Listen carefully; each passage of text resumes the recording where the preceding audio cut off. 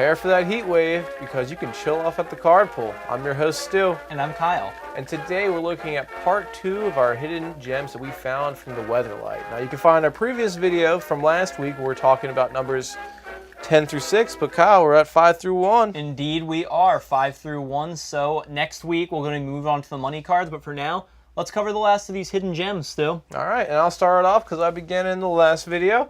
And my number 5, we have a card called Downdraft. It is a 3-mana enchantment that costs double generic and a green, and it reads, tap 1 green forest, target creature loses flying until the end of turn, or sacrifice this enchantment and it deals 2 damage to each creature with flying. So this is a very unusual kind of green card. Now we see this effect in green, usually as instants or sorceries to kind of deal damage to creatures with flying or to remove flying. Yeah. But not usually on an enchantment and a recurable effect that isn't a tap effect. It is very powerful. And it literally brings your opponent's creatures down to like your level, like literally and figuratively.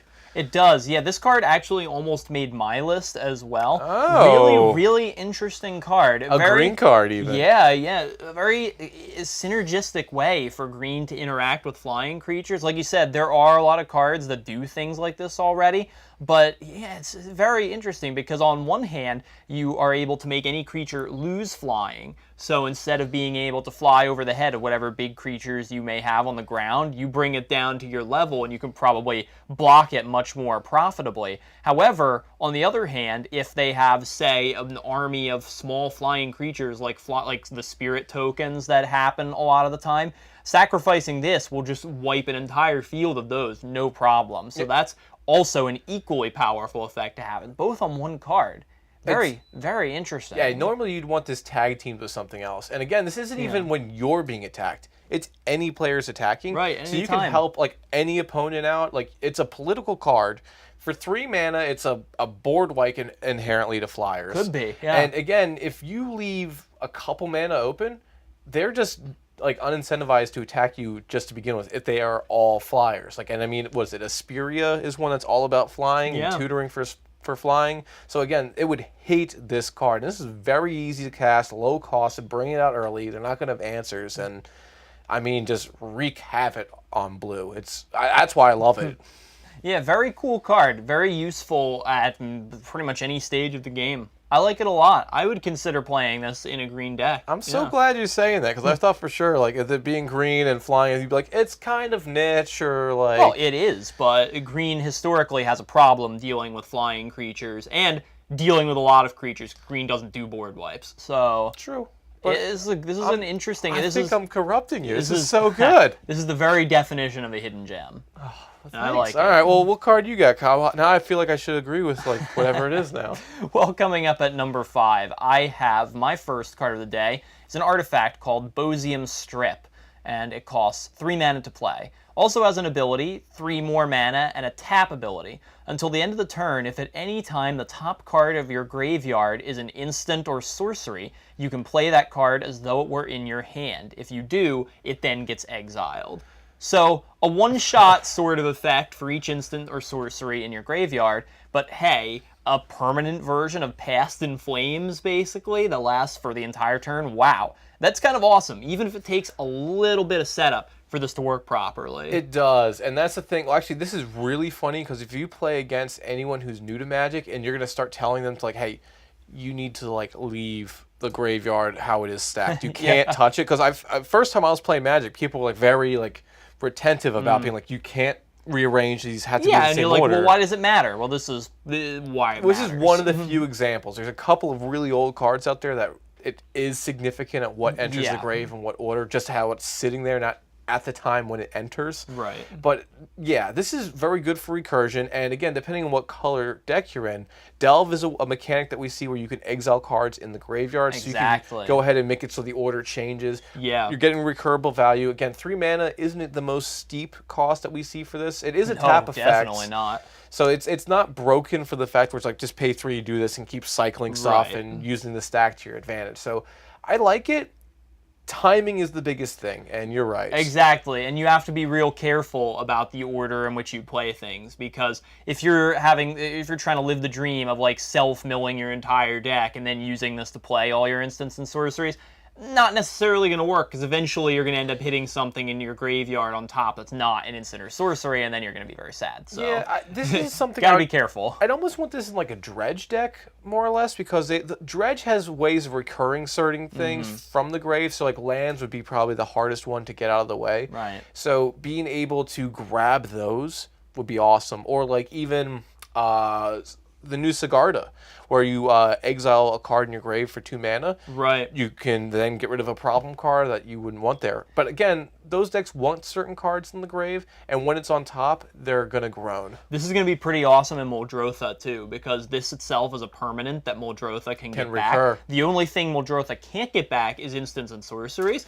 so you could just make sure, look through your graveyard. Of course, you can't take it out of order, but like, oh, is this going to be a problem for me casting like 5 instants or sorceries this turn? Yeah, I'll just play that, and I'll play that, and I'll play that, and then I'll use this. Good choice. I like that one a lot, actually. Yeah, it's not bad. It doesn't need as much to set up, which is, and it's so low cost. I just thought, yeah, and like this card, like I said, it's barely worth any money at all if you're trying to buy copies of this card. So, I mean, like I said, a permanent Past in Flames is definitely something to think about. Definitely. Yeah, definitely. Powerful card. Very powerful card. And I see you're on the 3 mana train as I am, so yes. Yeah. So my number 4 card also is going to cost 3 mana. It's called Debt of Loyalty. It has a cost of 1 generic and double white for an instant that regenerate target creature. Gain control of that creature. So a quick thing to go for regenerate is more or less when you target a creature, it's more or less like a protective bubble over it, and if that bubble pops, that's when regenerate will activate. And that's at least how I view it.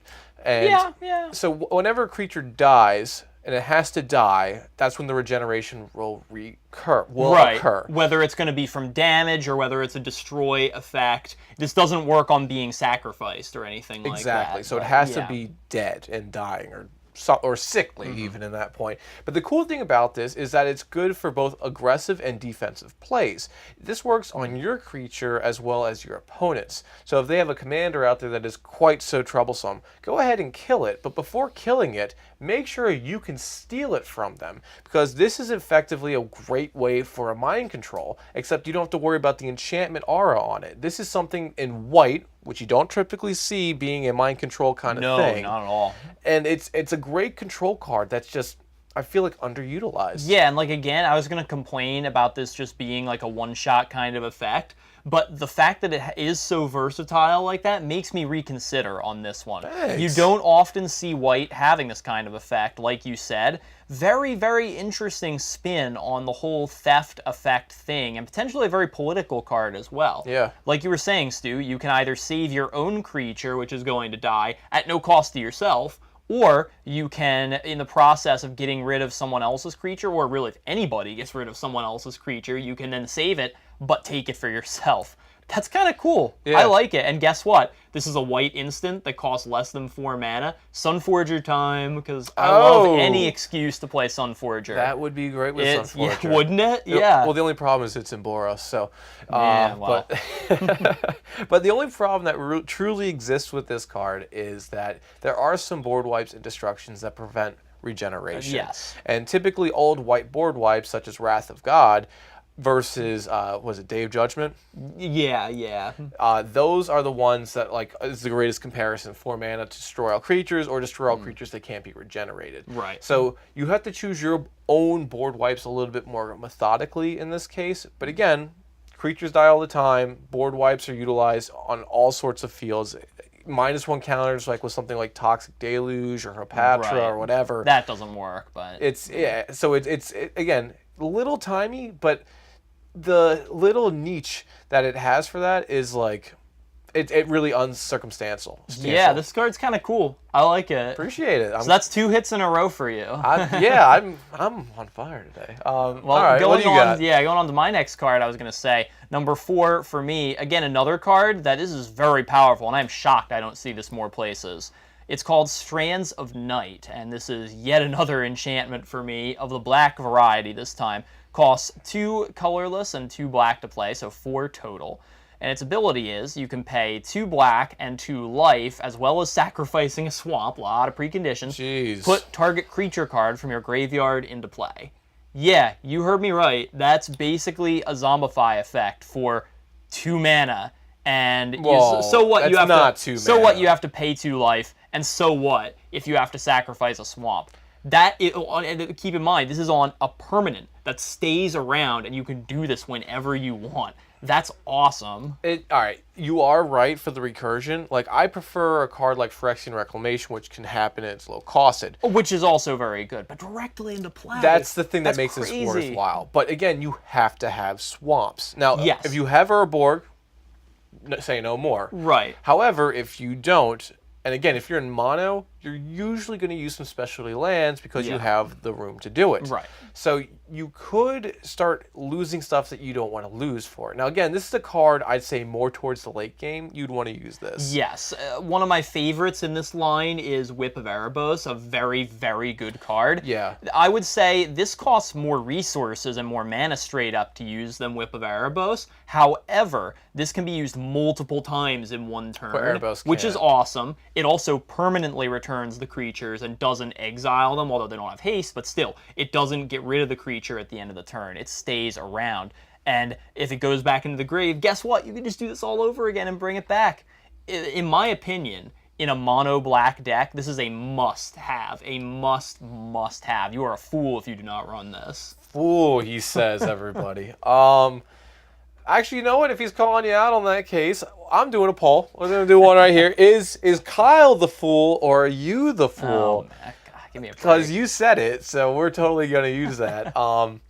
Inherently, it's not just 2 mana. I view it as more as 3 mana in this case. Because yeah, but you can sacrifice one of the swamps you tapped for the black mana. That is the smart way to go ahead and do that. If you use the swamp that you're using, you're doing it right. Yeah. However, it's setting you back a turn in the future. So it is risk and reward. You're not having to pay for the full mana cost of the creature. So 2 mana to get any ridiculous card out onto the field, like a Razaketh or an Eldrazi or anything else like that. This is super great. And actually, it'd probably be really good in a Rakdos Riots deck because it's using those giant creatures. So for like that cost, it's like very much like peanuts compared to it.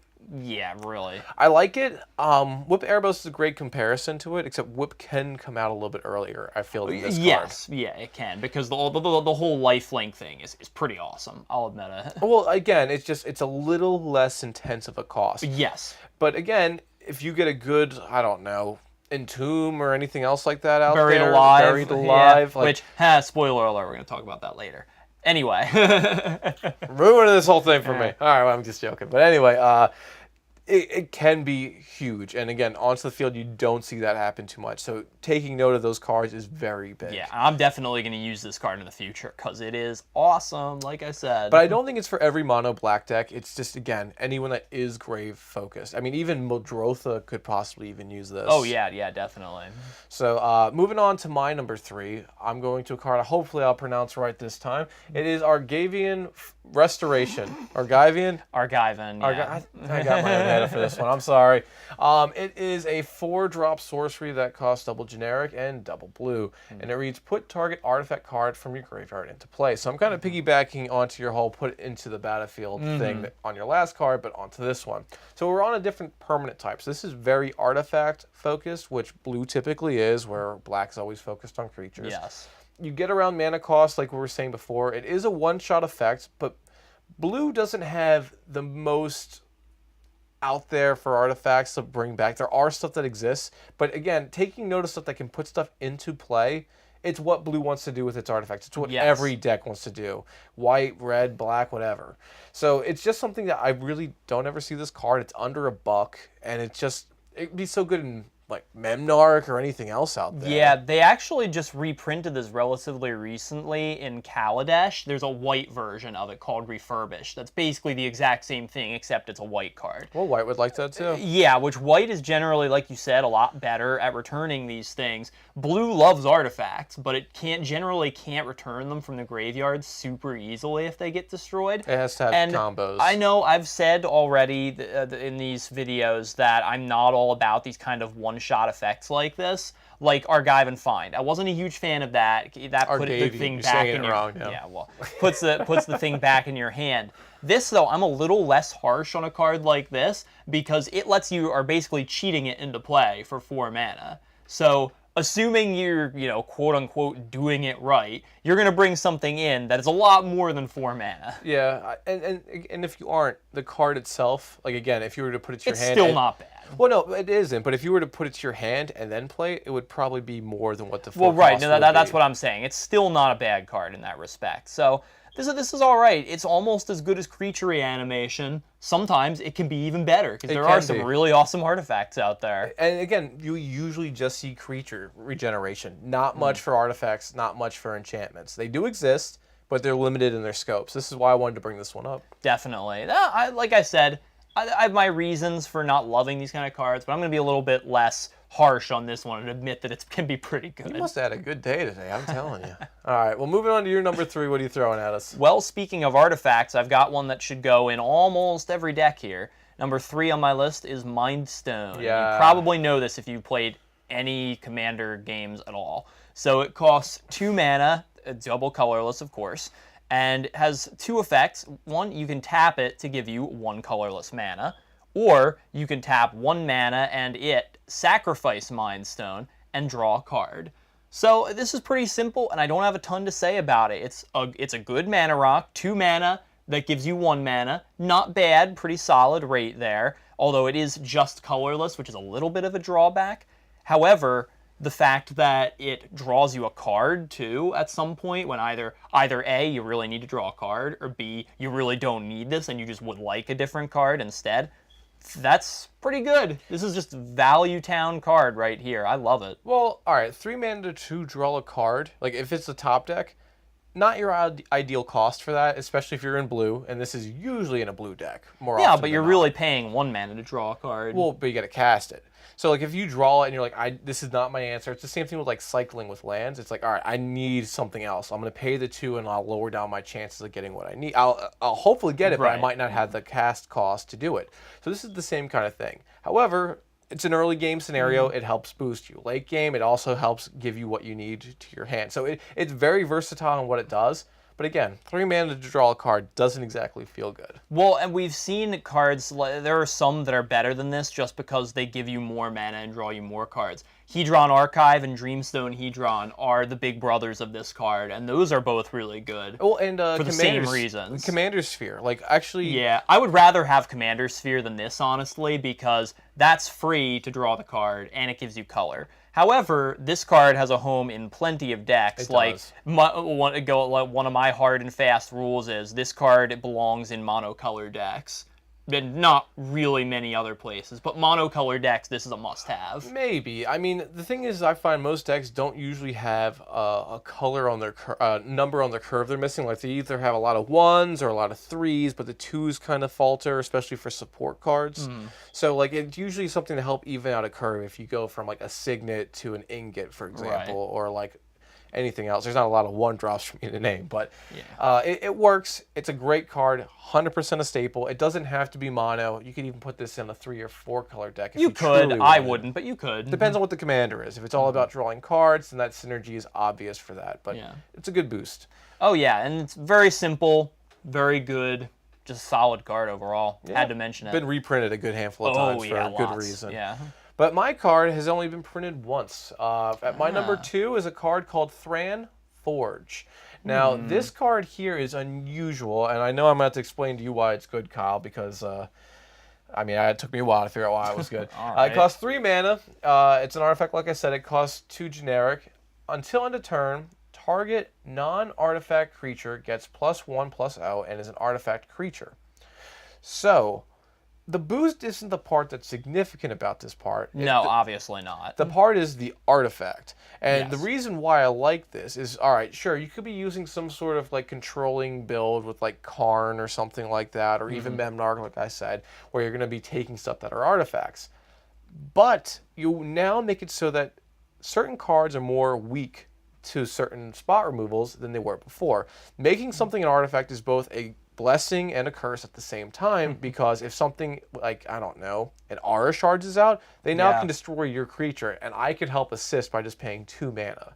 It makes it so it's got a political play. It makes it so you can remove anything that's troublesome, and it just changes up the dynamic of the game. It's just so different. Yeah, no, I don't have trouble seeing why this is good at all, Stu, actually. I like cards like Liquid Metal Coating that have they're very niche in use, as you said before, but they have the potential to be very, very good where you can use them. This is exactly like one of those cards, except you can use it multiple times in one turn, which is kind of good, kind of bad. I mean, you have to spend mana to do it, but still. I think this is just as valid an inclusion as cards like Liquid Metal Coating in the decks that you would use them. And you pretty much named them, yeah. Well, so, the only thing that's bad about this is like something like a Sacred Armory, which is 2 for 2, like right here, except for this one's a 3 for 2. You can keep boosting the creature. Once this one becomes an artifact, you can no longer give it a boost. Right. So that's the only downside. This is pretty much a one-shot effect per creature. You wouldn't be using this on the same one over and over again, unless it's constantly becoming a non-artifact, but I'm not sure how that'd be. Yeah. Good luck figuring out that scenario. You're probably going to need a judge. But yeah, it's just something I was like, this... I've never seen this anywhere else in Magic. I mean, like, sure, Liquid Metal Coating, but just like this, it's beyond me. I don't know. Yeah, it's pretty cool. I'll give you that. I like this one. Thanks. So, moving to your card, Kyle. All right, yeah, it's something that hates on all these auras and enchantments and artifacts we've been talking about. This one is Aura of Silence at my number 2. It costs 1 colorless, double white, and as I said, it's an enchantment. Artifacts and enchantments that your opponents cast cost an additional 2 colorless. And also, you can sacrifice Aura of Silence to destroy target artifact or enchantment. This is pretty simply a white commander staple. Yes. This is a must-have. It is, 1, a removal spell for any artifact or enchantment you don't like, for 3 mana, which was good on its own. Yeah. But also, if it sticks around, it does even more work by slowing down everybody else, and not even you. That is, for 3 mana, an insane value on this card. Like, really? I would even say this is a true top 10 staple just in mono white. Like, if you were to do a list of that, it'd be very hard to not give this card a case for it. Yeah.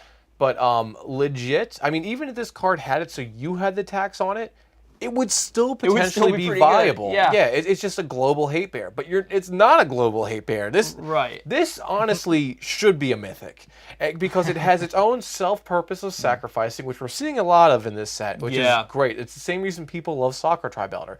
Waste something on it, and then I'll get additional value. It's not even a 1-for-1, it's a 0-for-1, and you're getting the plus. Exactly, and it's so easy to recur enchantments like this with cards like Starfield of Nyx, Sun Titan being the obvious one here. Example for that. Yeah, exactly. So the great thing about these removal spells on a stick is you can keep sacrificing them and then bringing them back and using them again. There's so many ways. They're very easy to do that. Yeah, and you've probably seen this card. If you haven't, then definitely good on you. Take note of this one. It's a great card. There's not too much more I really have to say about this. Yeah, well, just like something like Aura Shards, for example, it being in play makes people think twice about what they play and when. They have to be very careful playing around it, because you can use this at any time without any preconditions whatsoever. So that nice shiny artifact they just spent like a gazillion mana to put into play, and you tax them for it, odds are it's just going to go away. So you better be careful. If you want to really, really hurt someone deep, watch someone play a Soul Ring for 3 mana. The whole table just feels so bad for that player. They just are like, you should just wash your hands after your turn. That just feels disgusting. Yep. But that's probably one of the best points. You'll never get any greater gratification of just a card coming down on its own without any combo that early game. And this card works so well in the late game, obviously. Like, maybe the tax won't be as like big of an impact, but it's still a removal spell, good at any point in the game, just like the best of these cards always are. Indeed. So moving on to the creme de la creme, my number 1 is a card that I truly enjoyed. It is called Heatstroke. It is a enchantment as well that costs 3 mana, 2 generic and a red, and it reads, at the end of each combat, destroy all creatures that blocked or were blocked this turn.